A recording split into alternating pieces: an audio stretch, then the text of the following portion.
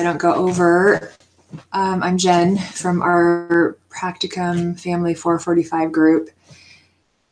Looking forward to meeting together. Hopefully next week we can be more organized about scheduling a group discussion rather than doing these individual videos. But as far as my outline for chapter 16, I took some notes and I'm just going to go over those based off of the questions that we were given in our assignment.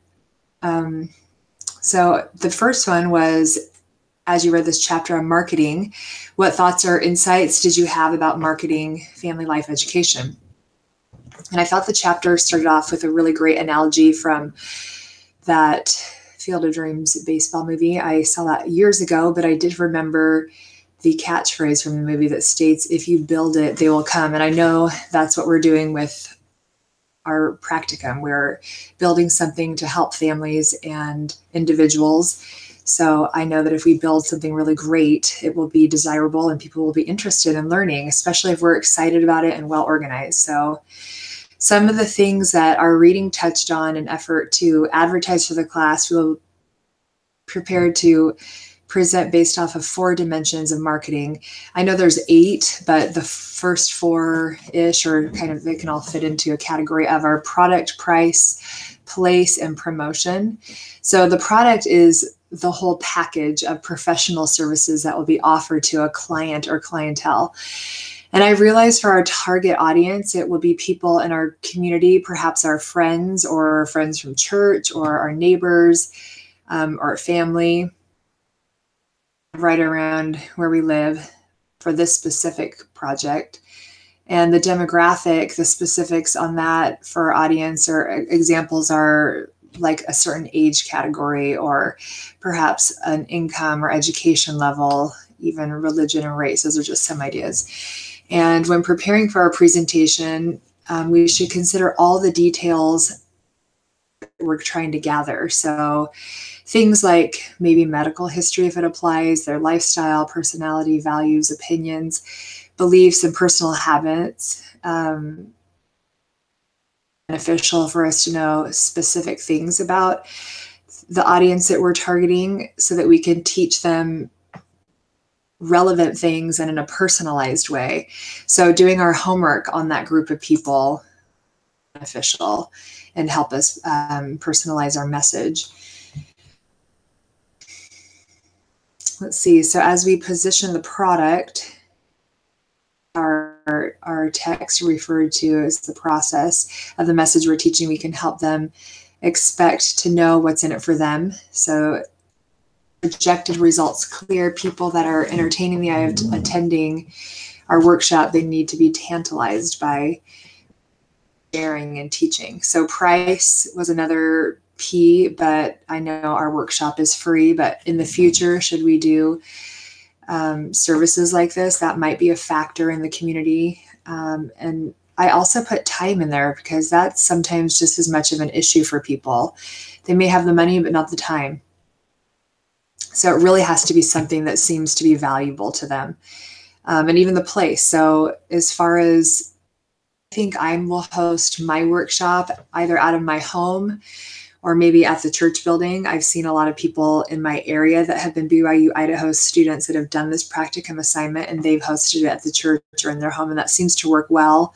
Usually their audience has been people that they know and are comfortable with. I know, and also the promotion was another thing that our chapter touched on, the method of bringing awareness to the service, to the user or potential client. And this might be accomplished by word of mouth, invitations through an email, through social media, radio, television, or other strategies like that. So I feel like my time has gone really quickly. So I just, questions was, have we ever tried to market a product before? And I've been a hairstylist since I was 19, and I've moved around a couple of times. And when I'm in a new area, I obviously have to establish a new clientele.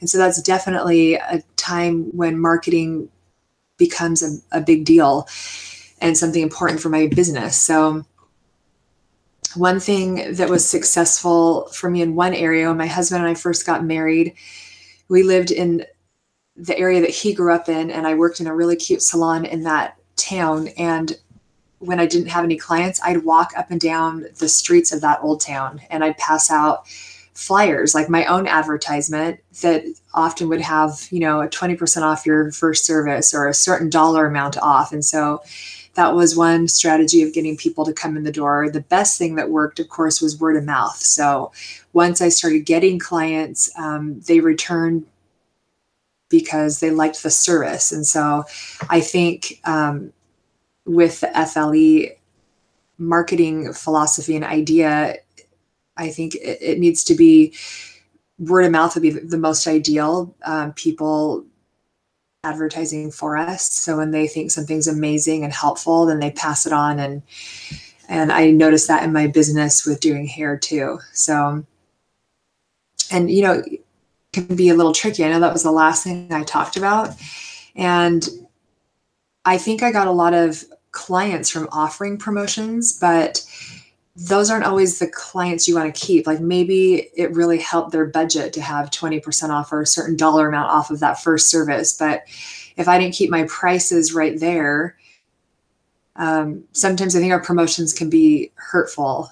It was great for a long time, but once I got so busy that I could hardly accommodate all my clients, I needed to raise my prices to kind of eliminate and grow from there. So promotions, I think, are wonderful when you're just starting off and trying to get the word out. So I'm really only going to have time to cover one more, so I stay in our time frame here. But under question number 4 at the very bottom of our page, it says an important part of family life education is helping to motivate those you work with, and what is needed to motivate people, and what role do you play in the motivation process. Oops, that's my timer. It says maybe the incentive, so what I'm saying is maybe the incentive is better to create family unity for a family, or maybe it's to help them have a healthy family unity or healthy family unit. But perhaps it's hope and better functioning family, or better relationships with one another, and price and time is an issue. I'm going to end there. Those are my notes for this week, and I look forward to meeting with you. I think that'll be the most beneficial for all of us to get together and talk and share our ideas and learning. I'm anxious to see what you post in your videos this week. See you later. Bye-bye.